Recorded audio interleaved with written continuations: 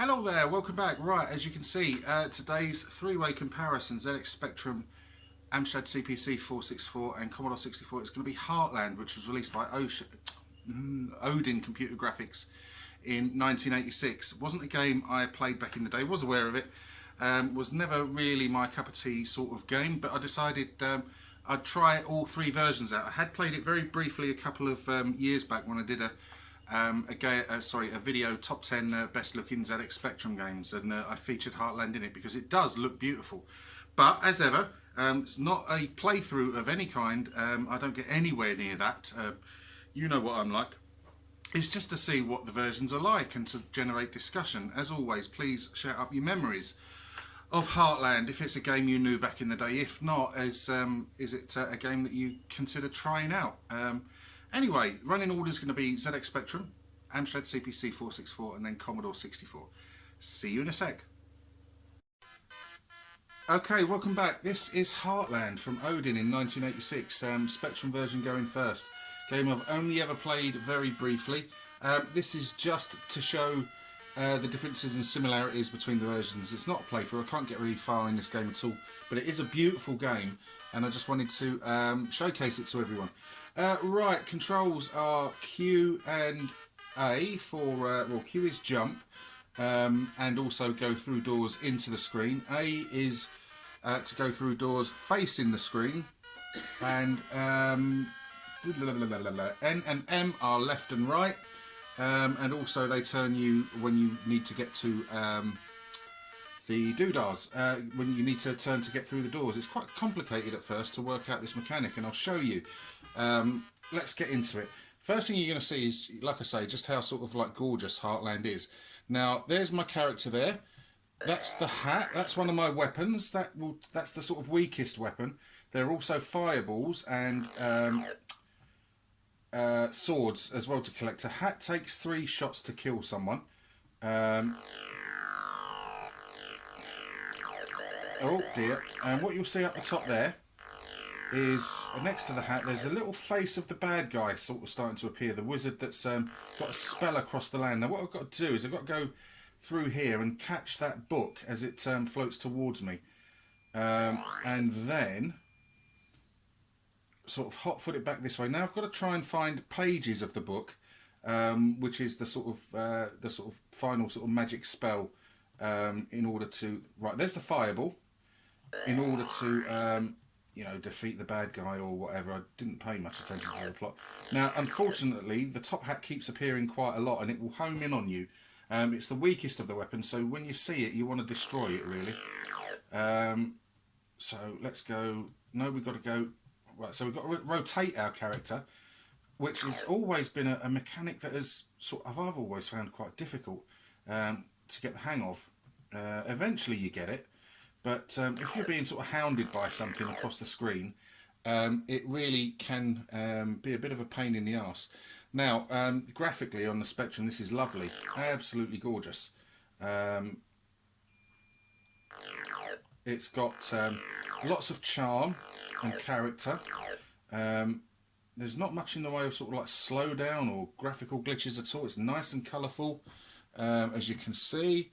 The way your character sort of moves is fantastic. And I've got the bloody top hat again. Right, so you really need a map for Heartland. But it's just to sort of comparison, really. Just to, oh, for God's sake. Just to see what it's like across the versions. Now, were you a fan of this on the Spectrum back in the day? Or not? Remember it got a crash smasher? I'm not going to make... Oh, I thought I wasn't going to get that. Right, so now I can go sort of up there. It is quite, you do need a map, really. I've just gone into this blind. But what a beautiful game. Not much in the way of music or sound effects, even on sort of 128 machines. But there's nothing wrong with what's there. Ooh, right, come on, get this right. All right, I'm back at the bed. So yeah, once I've found a page, I need to go back to the bed, and that will sort of like let me unlock the next level. You can see I've got sort of time up there, which sort of runs down. You see the little Earth from Nodes of Yesod, that other Odin classic. Right, now you've got these sort of like tunnel things you can go up as well, and this is really nice. I like this bit.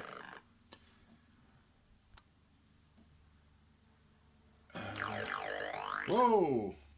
Right, so there's the fireball. If I get the fireball, that's the most sort of powerful weapon of all. That will mean I only have to shoot enemies once, but they tend to hang around at the top of the screen there when you want something. It's never there. Right. You can see the bad guy is fully revealed because I've been touched too many times by his minions. But yeah, it's a brilliantly beautiful game. I haven't got a clue what I'm doing in it though. Did you manage to complete this back in the day?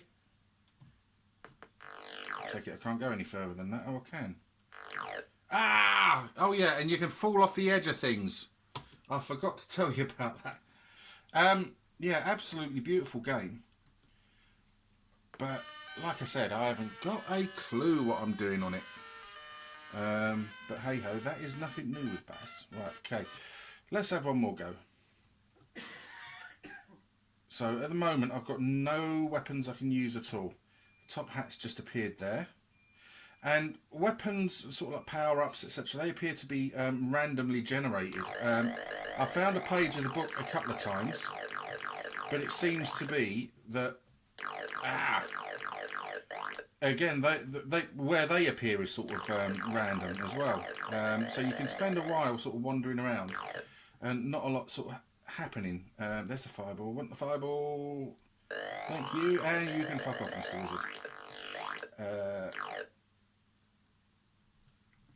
Just go and get the book. Now, I've got to be careful not to shoot the book. I've done that accidentally a couple of times and all. Right, so I've got the book.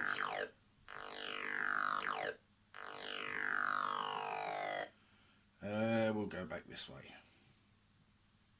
But yeah, I would have been happy with this. I would never have completed it. I haven't got a Scooby about this game.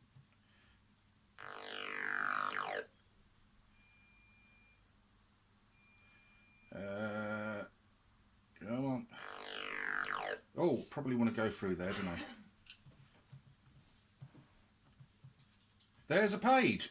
Oh, see, look, they appear sort of randomly. So I take it I want to go back this way.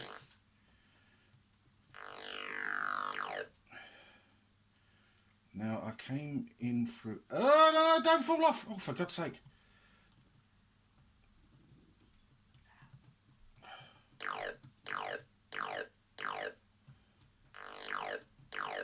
Right, so I've got a page. So if I go to the bed, press 1. I don't know what that's done now. This is the first time I've ever been here. So, oh my God. So this is like the next land. You are seeing a history in the... Oh, there's the guy from Nodes of Yesod. I bet he's not a good guy in this game. So I'll go, and there's another one.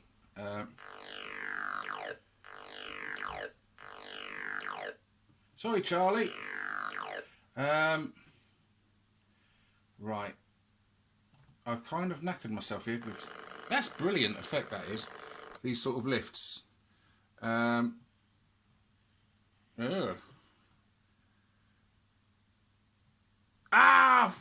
shit. Oh. Dead. Bugger. Balls. Right. Okay, that was Nodes... No, it wasn't Nodes of Yesod. That was Heartland for the Spectrum. I only completed 3% of that. Oh, never mind. Right, let's have a look at the Amstrad version. Hello, welcome back. Right, Amstrad CPC 464 version of Heartland now. Exactly the same game as the Spectrum version, but if you like nice, beautiful, colourful graphics that the Amstrad is capable of, then you will love this game. Still got all the same sort of bugbears about the controls aren't massively intuitive, especially when you know you're in the heat of the moment. But anyway, let's get into it. As you can see, everything is really nice and colourful. I don't know what it is with bad guys in Amstrad games, but this is the second one I've played, Booty was the other one, that the bad guys all look like Kenny Rogers. And I don't know why that would be. What's the world got against Kenny? Hey? Right, yeah, but just look at how nice those graphics are. They really are nice and colourful. Fantastic. An example of, you know, excellent Amstrad game. Now, people often, you know, give the Amstrad a bit of stick. Oh, it's slow, and, you know, it's just Spectrum ports and stuff like that. But, you know, when you get the Amstrad used properly, like this, it's capable of some absolutely fantastic stuff. And I really, really like this. I mean, it looks great on the Spectrum. I'd say the graphics are clearer on the Spectrum, but the colour is just lovely on... the use of colour is just lovely on Heartland. Really do like it.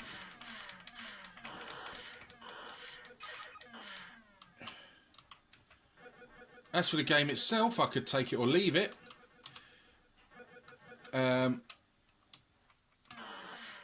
But yeah, it just is gorgeous to look at. Great sounds as well on the Amstrad. Oh, going this way now. And again, as the Spectrum, you need a map. I don't think I've got any chance of... there's an example of what I'm saying. The graphics on the Spectrum are actually clear. If you look at the skull, the head of the bad guy in the top HUD thing, you see it's a lot blockier than it is on the Spectrum version. And some of the details like that bowl of flowers, etc. on that plinth and the earth look a little blockier than they do on the Spectrum. But that's not to say that they're horrid, because they're not. Ah. Right, oh, I've been here, haven't I? I'm just going around in a big circle. Yeah, Heartland needs a map. But again, Amstrad owners, what's your thoughts on the game? Did you like it? Did you loathe it?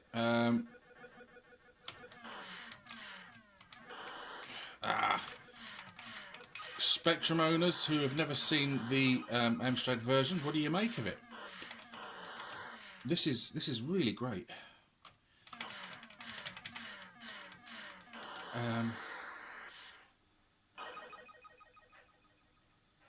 Probably, you know, I can appreciate it's great. Probably not my cup of tea as a game. But still, you know, you've got to sort of take your hat off, basically. I love that. I forgot to say it in the Spectrum version. I love the way he wanders around sort of holding his hat. It gives him a real sort of sense of character. And we're back in the bedroom. But I haven't got a page, so I can't use it. Yeah. Pure luck on the Spectrum version that I found that when I did. But yeah, it's for the Amstrad, it's just wonderfully colourful. It's pacey, great sounds. Playable enough. Like I said, not my cup of tea, but we've got to try the Commodore 64 version now and have a go at that, see how we do. Okay, welcome back. Right, we are going to finish up with the Commodore 64 version of Heartland. Just seen it on the Amstrad. Spectrum kicked it off. So finally, to complete the triumvirate, we're going to have a look and see what it's like on the C64. First played it for the very first time about 5 minutes ago, probably about 10 minutes ago actually. And yeah, it's just a comparison video just to see what it's like amongst all the versions. Commodore 64 fans, please, this hasn't crashed. It does that, and you have to press a button to get the menu to come up. Now let's just zoom in. Now you can hear there's quite a nice little rendition of the Heartland sort of theme going on there, and it tells you what the controls are there, which is good because unfortunately it's retained that kind of annoying control system of the other two versions. Right, so let's go into it then, and we'll see what we make of it. Now you start off in a completely different place on the Commodore 64 version, and I have to say, from what I've played of it so far, I don't mind it. It kind of seems to be, if you took the best bits of the Spectrum version and the best bits of the Amstrad version, added them together, you'd sort of come up with this. It does look a little bit washed out compared to those two others. I have had to put the exposure down quite a bit on the phone, because otherwise there was an awful glare sort of coming off anything that was white, sort of like whiting the screen out. Now, there's not an awful lot in the way of sound, surprisingly enough, in this game, which did sort of surprise me. And the I'm still waiting for a hat or a weapon I can use. There we go. Here comes the hat. Now, I don't know if you can hear that. Right, there we are. We've got a weapon there. Let's just... right, okay. So space is fire on this version.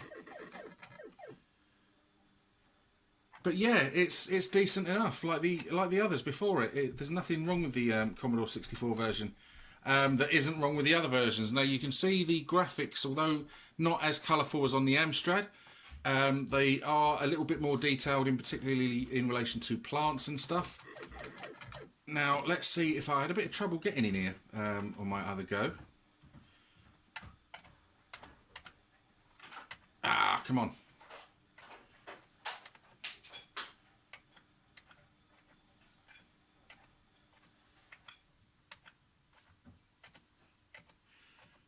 Yeah, it's proving to be a pain in the arse again, this is. In hindsight, a sort of button to have just gone through a door would have been good. Now, I do like these sort of lift sequences. I think they're really, really great across all versions. I don't think I actually showed you it on the Amstrad version. I'm sure I did on the Spectrum, though. And here we are. We're up in somewhere else. But yeah, absolutely nothing wrong with the Commodore 64 version at all, really. Like I said, the actual game itself is probably not my cup of tea, but I can recognise the sort of care and everything that's gone into it. So Commodore 64 owners, did you like Heartland? Did you loathe it? And what do you make of the other versions that you haven't seen or you may not have seen? Ah, come on. 3 versions in and I'm still fannying around with trying to get through a door.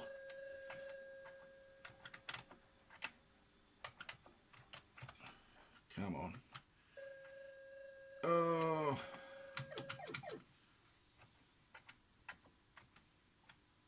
Why do things have to be so difficult? It's probably not difficult. You lot can probably do this straight off the bat. Excuse me.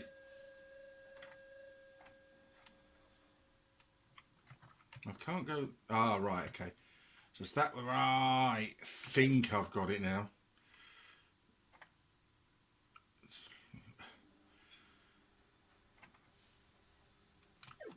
Now, it's probably wanting me to go down there. Yeah, it wants me to go back down. Yeah, this is seems to retain sort of everything that's good about the other 2 versions. Again, you could say the colours are slightly sort of muted or duller, not as vivid as the Amstrad version, but there's absolutely nothing wrong with them at all. You can see there's the earth in the background there is lacking a lot of the detail that the Spectrum and Amstrad versions displayed, but still not a bad game at all. Very, very good looking game. Right, okay, that's it. I'm not going to be able to get very far on the Commodore 64 version, so rather than bore you all with me just wandering around endlessly trying to get through doors, I might as well end it here. So we go to the outro. See you in a bit.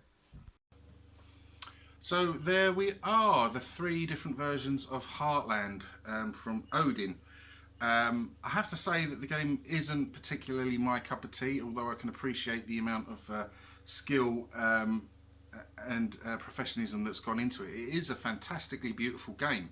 The Spectrum version, the graphics are wonderfully detailed, crisp, clear, some great use of colour, background detail, etc. is fantastic. And the Amstrad CPC version is wonderfully colourful, although the graphics, as you could see in some of the background details, were significantly blockier and lacking in clarity than they were on either the Spectrum or the Commodore 64, but it was a wonderfully colourful game, and I really, really did enjoy the way that game looked. The Commodore 64 version, yeah, nothing wrong with that version at all. Slightly muddier, washed out sort of colours. I did have to lower the exposure on the camera on it because some of the whites were bouncing off the TV screen quite spectacularly. There was some pretty significant glare coming off the graphics there, so it won't look as dark as it does in that video. It's the only way I could sort of like do it to reduce the glare. Although I can appreciate it's a good game, I did fluke getting off the first level on the Spectrum version. Never managed that before. Couldn't replicate it on the Commodore and Amstrad versions. Now, like I say, the controls, I said on all of them, the control scheme is a bit of a pig on that game. It might not be to you, but I found it quite cumbersome at times, especially in the heat of the battle when you're trying to get through an archway or a door and you've got to fanny around lining yourself up and then pressing a button to actually execute the move. You know, appreciate the extra little animations as you turn, etc. It might be very, very, very nice, but I'd have been happy with just being able to press a button and getting through, to be honest. Anyway, Heartland, not my cup of tea. Probably a game that I'm not really going to return to that often. I did enjoy looking at it. I did enjoy listening to it. But it doesn't really have anything that actually sort of grabbed me as such. But I may well be in the minority, so that's why I'm always interested to hear your thoughts and opinions. Thank you ever so much for watching. If you liked the video, despite how long it may have gone on for, please let me know. If you wish to subscribe, please do so. But if you do subscribe, as I always say, please, please, please take the time to join in with the discussions and conversations, because that, at the end of the day, is what it's all about. Thank you ever so much for watching. Take care. Goodbye.